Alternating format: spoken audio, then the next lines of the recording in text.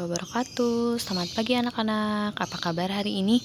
Mudah-mudahan selalu dalam keadaan sehat dan selalu dalam lindungan Allah ya. Amin. Hari ini kita lanjutkan pembelajaran tematik tema 5, subtema 1 pembelajaran keempat. Nah, di sini ada gambar peta Indonesia. Nah, ada percakapan siswa kelas 5. Nah, ada Udin, Lani dan Siti. Udin: lihatlah peta Indonesia itu, aku bangga dengan Indonesia. Bagiku tidak ada negara seunik negara kita. Jawab Lani: aku tidak menyangka negara kita memiliki pulau sebegitu banyaknya. Jawab Siti: pasti hal itu akan mempengaruhi cara hidup penduduknya, bukan? Jawab Udin: ya, tetapi apa makna kalimat tersebut? Indonesia sebagai negara maritim. Jawab Siti: bagaimana kalau kita cari tahu? Nah, Indonesia sebagai negara maritim dan agraris. Indonesia memiliki kondisi geografis yang unik di antara negara-negara ada di kawasan Asia Tenggara. Perhatikan dengan seksama peta Indonesia. Bentuk negara yang terdiri atas pulau-pulau seperti Indonesia disebut negara kepulauan.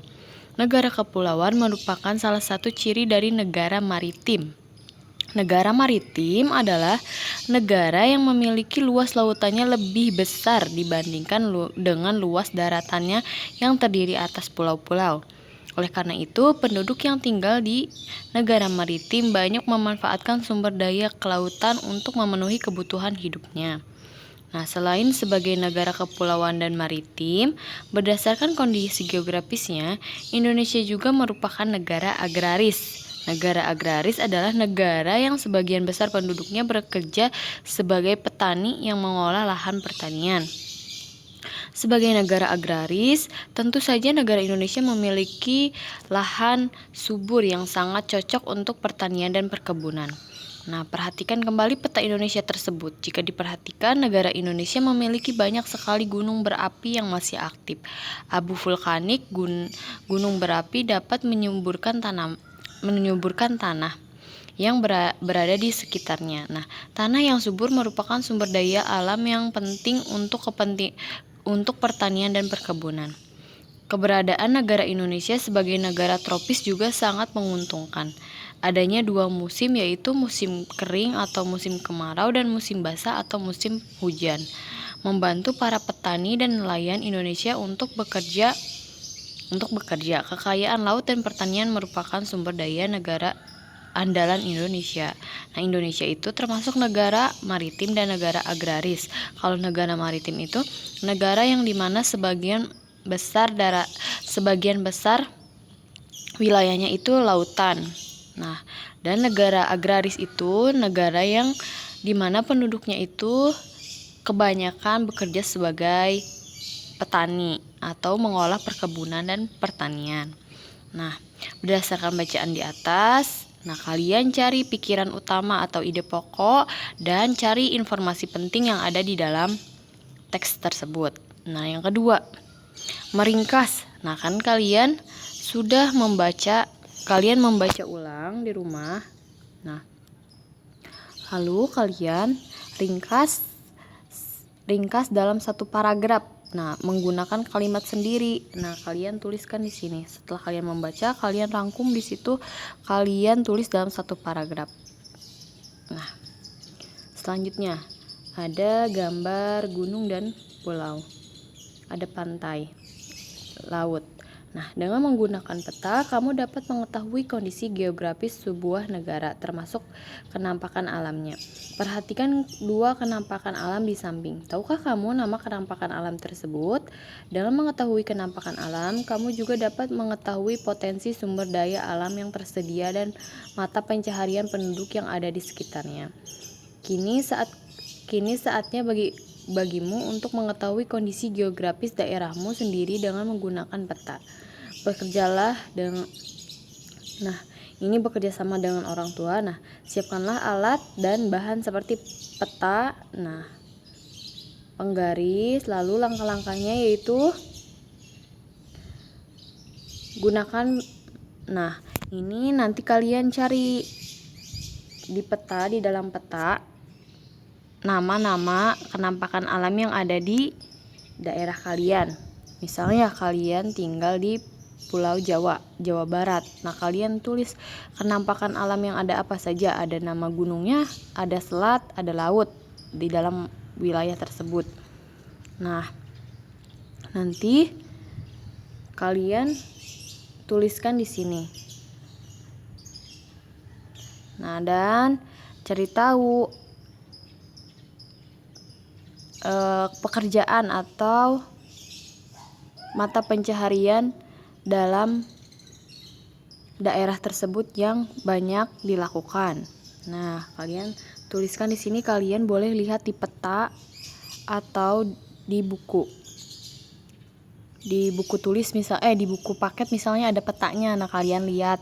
Nah, kalian cari tahu di peta. Di peta itu biasanya ada simbol-simbol gunung, sungai, selat yang ada di daerah tersebut. Nah, kalian tulis, catat.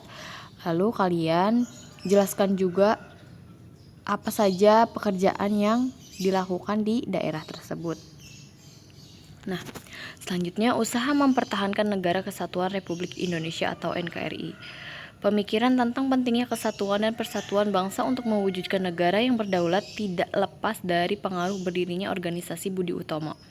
Budi Utomo ini berdiri pada tanggal 20 Mei 1908. Organisasi itu berdiri berdasarkan pemikiran seorang lulusan sekolah dokter Jawa atau Stopia bernama Dr. Wahidin Sudirohusodo. Dr. Wahidin Sudirohusodo ingin mengubah cara perjuangan rakyat Indonesia dari perjuangan fisik kepada cara perjuangan melalui pendidikan. Ide ini menarik perhatian seorang mahasiswa Stopia bernama Sutomo yang pada akhirnya mendirikan organisasi modern pertama di Indonesia bernama Budi Utomo. Perjuangan Dr. Wahidin Sudirohusodo dan Dr. Sutomo adalah berusaha membangkitkan kesadaran masyarakat Indonesia kala itu terhadap pentingnya persatuan dan kesatuan bangsa tanpa perlu mempermasalahkan perbedaan agama dan suku.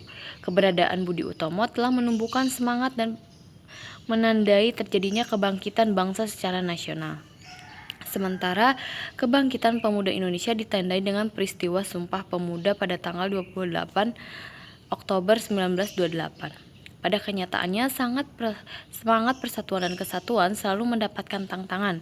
Tantangan ini berupa perlawanan dari bangsa asing maupun tantangan dari warga Indonesia yang tidak menginginkan persatuan bangsa. Untuk melawan kekuatan asing, muncullah perlawanan masyarakat di segala penjuru Indonesia yang melahirkan tokoh-tokoh yang gagah berani. Jenderal Sudirman dan Bung Tomo merupakan dua dari sekian banyak tokoh nasional yang terkenal berani melawan kekuatan asing dan mengancam kesatuan negara Indonesia.